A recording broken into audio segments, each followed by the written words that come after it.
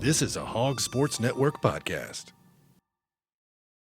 You're listening to the Whole Hog Football Podcast, bringing you the latest news, analysis, and more. Here's your host, Matt Jones, with Scotty Bordelon of the Hog Sports Network and WholeHogSports.com. How you view how Arkansas played at LSU last weekend may just come down to your personality. Are you somebody who sees the glass half empty, or are you somebody who sees the glass half full? I think there's, multiple ways you can look at this. On one hand, Arkansas is really struggling right now in one-score games. It's not just a 2023 problem. You go back to last season, they lost 4 games by a combined 9 points. How you play in close games is always going to determine how we look back on a season, be it successful, unsuccessful, maybe kind of an average type season.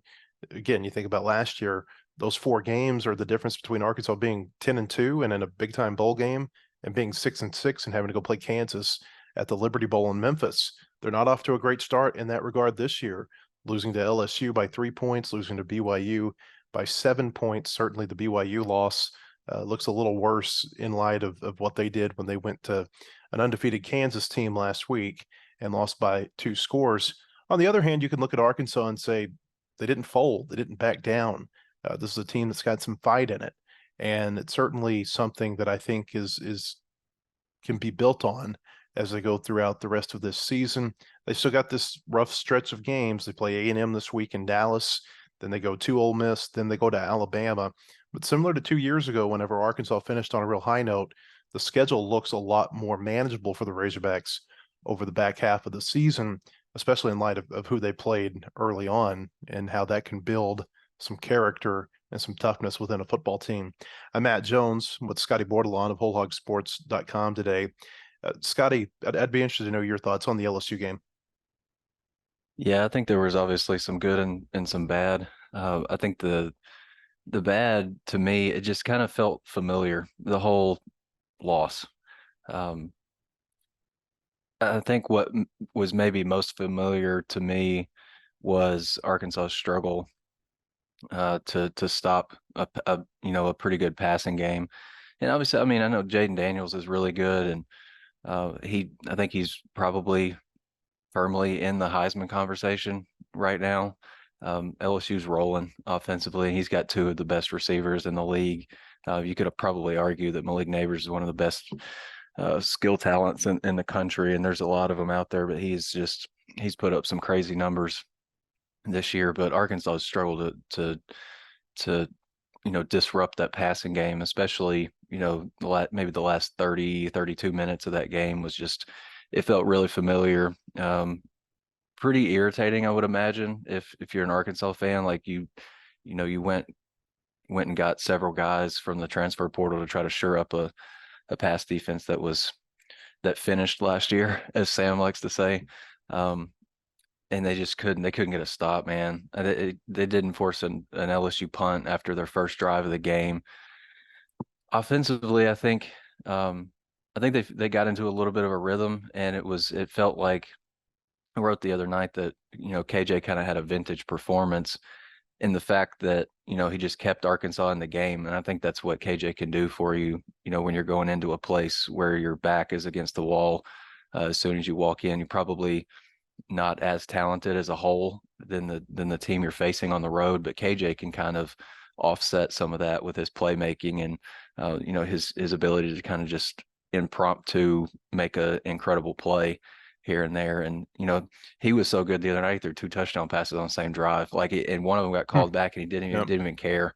And then his ability to just make plays with his feet, whether he's picking up a big 3rd down with his feet. I think he had a 25-yard run, and then obviously the big play to Luke Has that reminded me a lot of the Dominic Johnson touchdown pass he threw in 2021 when Arkansas won down there. There was some good things. I thought that the receiving core was solid.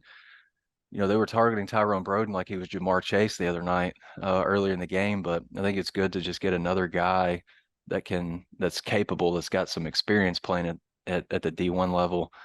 Got him going a little bit. He had a 3rd down catch. I think some of those things can be confidence boosters, and you never into moral victories, but I think you can take a lot, especially from the offensive side of the ball, out of that game. And I wrote on Monday about Arkansas taking a step forward on 3rd down The 2 of 13 against BYU. They were 8 of 13 at LSU. And I wrote in the keys last week, Arkansas going into the LSU game was 12 of 20 passing on third down in the first few weeks, and only 6 of those passes went for a first down, and Arkansas had 5 first down completions on third down the other night. So I think you're seeing some strides there.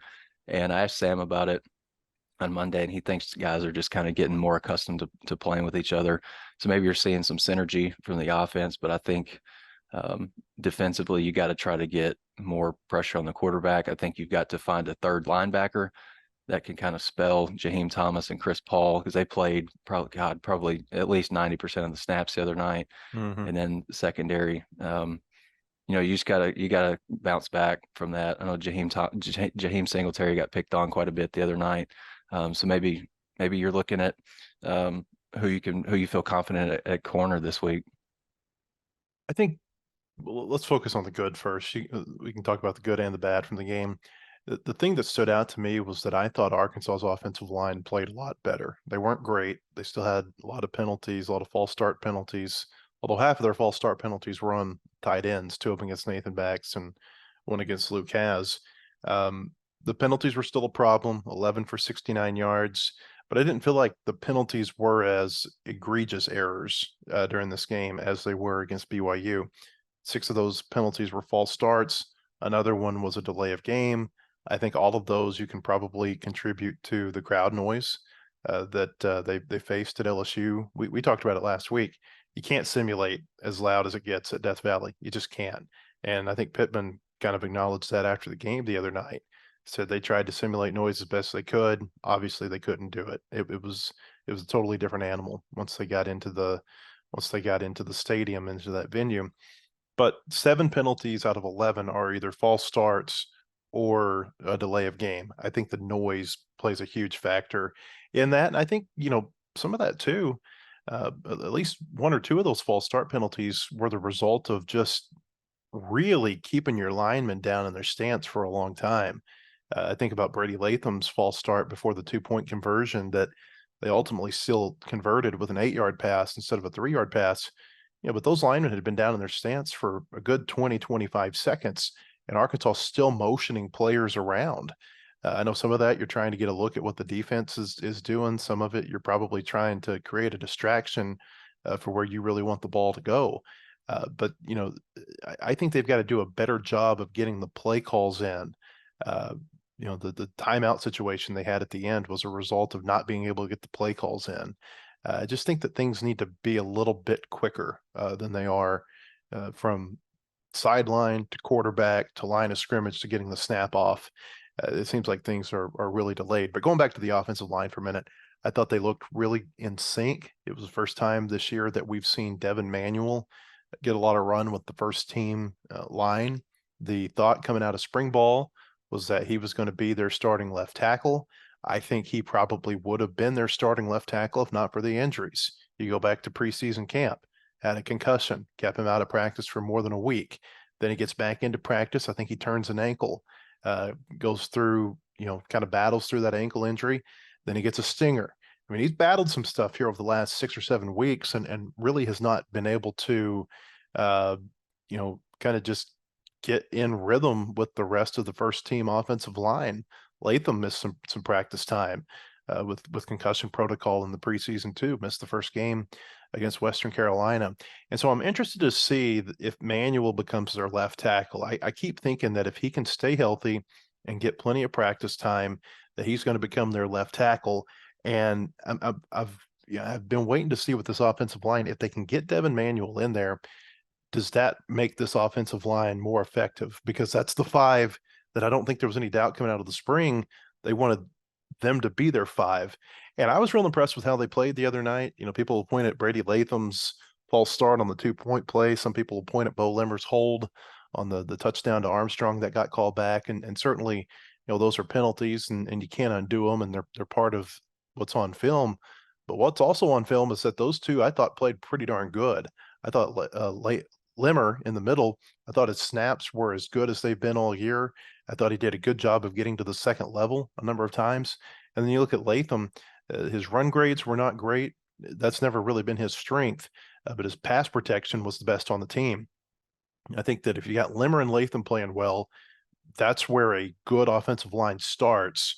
And you got that a little bit the other night against LSU, and I think it showed in the results on the field. Yeah, you mentioned the grades from PFF. If you look at the overall offense grades, your three highest rated offensive linemen are the guys in the middle, the guys with the experience. Limmer, Braun, and Latham graded out 1, 2, 3 respectively that way. Yeah, even Kirk Herbstreit, I think, was giving Bo Limmer some props at a certain point in the game. It may have been, I can't remember, it may have been a AJ or a Rashad Dubinion run or a KJ run.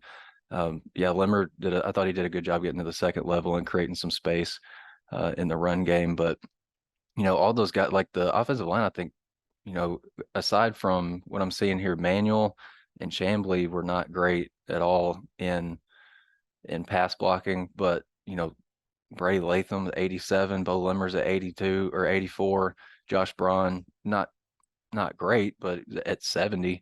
I think you saw the interior of the line play pretty well. I mean, obviously aside from some penalties, I just think, and Kudus, I'm not all that surprised that Kudus is not graded super high. I mean, that's just, I mean, you're in your first full season as a starting tackle in this league and going on the road, against some monsters that LSU has on its defensive front. That's got to be. They knew with Kudus that this was going to be a learning curve for him. I mean, they talked about it in the preseason when you heard Sam Pittman go out to the luncheons, kind of the speaking circuit in the preseason. I mean, I think, I don't know if he said it this way, but kind of the thought that I came away was, we think he's going to be really good down the road. He's going to have to take his lumps this year to get there. Yeah, for sure. And I think going against a guy like Trajan Jeffcoat in the preseason, John Morgan, those are two guys that it feels like they've been in college football for a decade. Really physical, mature, big guys, strong guys. I think he'll probably take last Saturday as a learning experience. But I think, I was looking at PFF earlier, and 40.6% of the pressures that Arkansas's quarterbacks have faced this season have been at least partially the responsibility of the left tackle, which is it's a crazy number. And you slide more toward the interior, those numbers obviously drop, but you get back out to right tackle, it's higher, but it's not nearly as high as 40.6%. I think they like Kudus at right tackle. I think Sam's liked him, obviously, since they recruited him. I think even in December 21, he was like, yeah, Kudus he got a chance to play early in his career and be really good. But left tackle, that's the biggest concern, I think, on the line. And for Devin Manuel to have, like, his role been really, really small to this point in the year. Like 62.6 offensive grade and like your first real live action going against some dudes on defense. I would take that. I think that he played 54 snaps and Andrew Chamblee got 18 the other day. And I would imagine Chamblee's snaps came early in that game, and they were just like, hey, we're going to give Manuel a shot, see what he can do. And I wouldn't be surprised, like you said, if Manuel's the guy moving forward. But it was interesting that Sam on Monday was like, yeah, I don't know. I wouldn't say that Manuel's overtaken Chamblee at left tackle, but I think Manuel gives you your best chance. And it kind of seems like based on the preseason, like before Chamblee kind of emerged because Manuel was out, it kind of seemed like Chamblee was a year away. And so maybe these first few weeks will be good for him down the line, but I think Manuel is your guy at left tackles. You got to get it shored up, because you can't be giving up 40% of the pressures on an offensive line. That's just not going to cut it. Well, he may be saying that to try to motivate Manuel too. Sure. You don't anoint him too early. Make him hungry. Yeah, kind of maybe the same type of deal, maybe to a lesser extent, like with the punting situation. Like Max Fletcher had a couple duds against BYU, and Sam said he was going to play, or he was going to punt Devin Bale. Didn't work out that way because Arkansas didn't punt it at all. Yeah, but you see Max Fletcher, he goes out, his first punt's 50+ yards. So yeah, it could be some of that too. Yeah, he said Devin Bell's definitely going to play at LSU. I don't think he expected Arkansas not to have to punt it, but one time the way they did, and Fletcher Yeah, you have Max obviously. Fletcher convert a fake field goal run too. You probably can't tell that boy anything right now. Isn't it interesting talking about that? We were talking about how similar the game was to 2021. There were just so many weird similarities. The Mhm. Has touchdown was similar to Dominic Johnson's touchdown in 21. They converted a fake field goal in 21 when Reed Bauer, the holder, ran it, I think, for about 23 yards down inside the 10. But what's interesting is that on both of those drives, the Bauer drive in 21 and the Fletcher drive this year, they still had to settle for field goals on those Yeah. drives. Uh, we were talking the other night. I think there were a couple of other similarities between these two games. Obviously, a close game, the fourth time in a row that Arkansas and LSU have played to a field goal. Uh, I want to talk about KJ Jefferson for a minute because I didn't think he played that great against BYU. I thought his shoulder, maybe his arm, I don't know what, looked like it was bothering him. I still thought it looked maybe like it was bothering him some the other night. Maybe not to the degree that it did against BYU, but I thought the decision, number one, to roll the offensive line, I thought that benefited him some early, got him into a rhythm. Uh, I know they didn't do that throughout the entire game, but I thought, it did seem like there was a point of emphasis to do that early in the game. But just him getting outside the pocket and, kind of just you mentioned earlier that you thought it was vintage KJ Jefferson. That's where he's so good, is when he gets outside the pocket and you just kind of let him play, just let him go out and play ball. Maybe you're going to run it, maybe you're going to throw it, maybe you don't know what you're going to do with it, but that's what's made Arkansas so good offensively the last 2 years, is when Jefferson kind of gets out on the perimeter and is able to make some split second decisions about running the ball, throwing the ball. He's so good in the RPO. I think that he and Sanders are, there's so much cohesion between the two of them in the RPO that is missing right now because Rocket has missed the last 3 games. We don't know what he's going to be like this week against A&M. The signs have all kind of been pointing toward his return this week, but I don't think that that's definite at this point. But the thing I thought about as I was watching KJ the other night, he got a Corvette recently, posted about it on Instagram. That is what earns you Corvette money, is the Yeah. way that he played the other night, going into Tiger Stadium and, throwing punch for punch with Jaden Daniels in the third and fourth quarters. I mean, the only reason maybe that LSU wins that game is that, and part of this could be Jefferson, part of it could be the offensive coordinator, or some sort of miscommunication in between. But maybe the only reason that KJ Jefferson doesn't get a chance to go down there and answer and maybe lead Arkansas in a game tying or game winning drive is because he didn't have any timeouts left, because they had to use them all basically by the start of the fourth quarter. Yeah, for sure. And I wrote the other night that it was a shame that KJ didn't get out of there with his second win in as many trips to Death Valley. I mean, he played his tail off, and I had some people commenting on my story that I wrote the other night that he looked inconsistent. I didn't really think that. I mean, there's obviously some things in that game that you wish he could have done better. Like he threw a pick early in the game right after Arkansas. I got a pick from Dwight McGlothern. Couldn't capitalize on that. And yeah, I mean, you're going to miss some throws. I mean, I think Sam mentioned at one point, KJ threw the ball out of the back of the end zone one time when Andrew Armstrong broke free late, but I think it was maybe after KJ had already decided to throw the ball away. Maybe you hold on to it for a split second longer, you get 7 there. I don't know, but KJ was really good. I thought he was poised. Yeah, I think the communication has got to get cleaned up, and some of it I would imagine did have to do with that crowd noise down there. Like whatever Arkansas was pumping in that was awful earlier in the week, it still just doesn't hold a candle to the real thing, And I thought KJ played well enough I thought he deserved a win in that game, just the way that he went shot for shot um, with Jaden Daniels. And, I think Sam mentioned this the other day, going back to the kind of the rolling of the pocket and kind of getting him in some space, where he can kind of make a decision on what he wants to do. Sam said that he thinks they've done a really good job kind of with that scramble drill. And KJ, I think, mentioned it after maybe it was the Kent State game. Whenever KJ does roll or whenever he does scramble, he says that Andrew Armstrong does a really good job mirroring him, and finding, or working his way back toward the ball or working himself open in an area that's, in KJ's line of vision. And I think Luke Has is kind of the same way. I think Isaac Tesla will get that way too.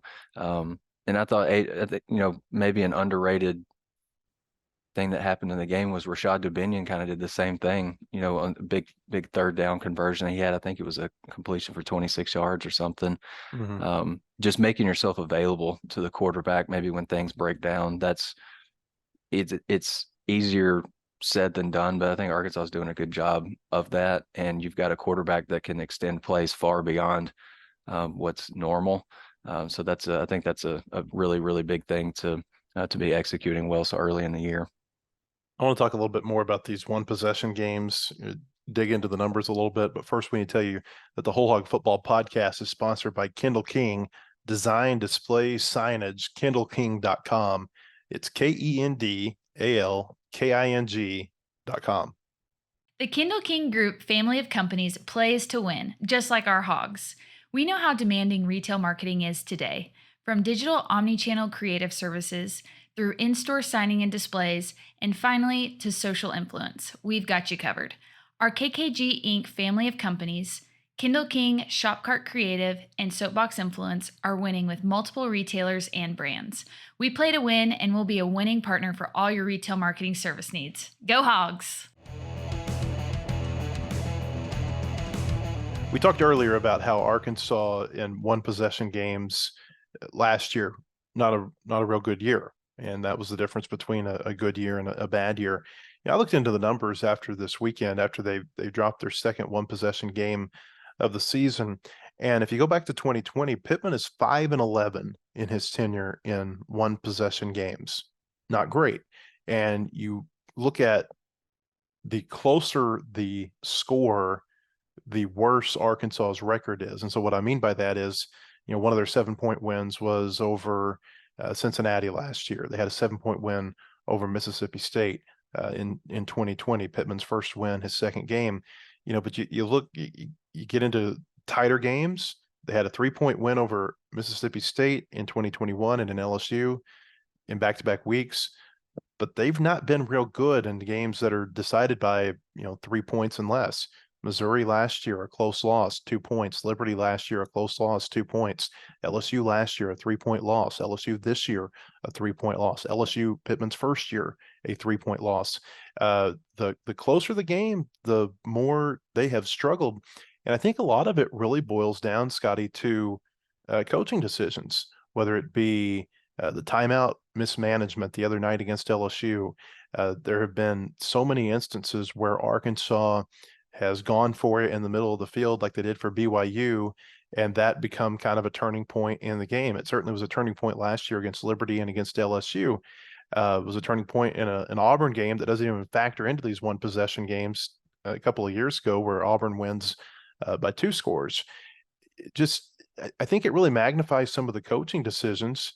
And, I'm not saying that you get rid of Sam Pittman, but, at some point he's going to have to turn around these one possession games, because you don't last long if you can't win in one possession games. I looked at Chad Morris, 1-7 in one possession games. The one win over Portland State, an FCS team.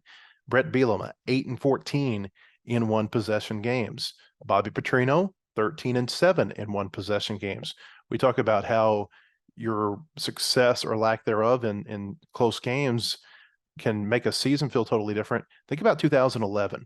Arkansas very easily could have lost to Texas A&M, a winless SEC Ole Miss team. That was the year Nutt got fired at Ole Miss, and Vanderbilt. That was the year Jerry Franklin scoops up a 95-yard fumble at the 5-yard line, and that game turns in an instant early in the fourth quarter. That's a 10-2 team that wins a bowl game and finishes number 5 that very easily could have finished the regular season 7-5 and played in Nashville in the Music City Bowl. And we don't remember that team nearly as fondly as we do, but they were really good in one possession games. Houston Nutt, 22-20 in one possession games. That's why was able to stick around for so long. Pittman's got to get better in these one possession games. I don't know what the answer is, but it really, I think those close games magnify how, it magnifies a lot of things about your coaching. And you can really get into some of these close losses like the LSU game, like the BYU game, and really nitpick because of different decisions that were made. Yeah, for sure. I think it's a mixture of a lot of things. And you can get down into like the the details of each game, but like I think it's coaching decisions. I think it's not shooting yourself in the foot as an offense. It's defensively being able to come up with a stop, like a timely stop in some of these instances. And I just think like teams that I think are successful when games are tight, they play complementary football. And I'm not exactly sure, at least the last couple weeks, that Arkansas's like last year when Arkansas was playing well, or in 2021 when Arkansas was playing well, they had like, it felt like the defense was kind of doing its thing and helping out the offense, and then the offense was doing its thing and helping out the defense. Special teams was pitching in, that kind of thing. It just doesn't seem like there's like that I keep saying synergy, but there's not. I don't feel like there is that right now. I think you've got to offensively, Arkansas's got to cut down the penalties. Like the penalties are outrageous at times. And I know like 3 of the false starts last week were on tight ends, and 2 of them were on Nathan Bax. 1 was on Luke Has. And so obviously not ideal, but those have got to get cleaned up. You look at some of the red zone stuff, like Arkansas in the last 2 weeks, they've got 4 touchdowns and 9 red zone trips. I mean, they've gotten 4 field goals out of it. So they've got 8 scores and 9 trips, but you're leaving points on the board, you're leaving points on the field.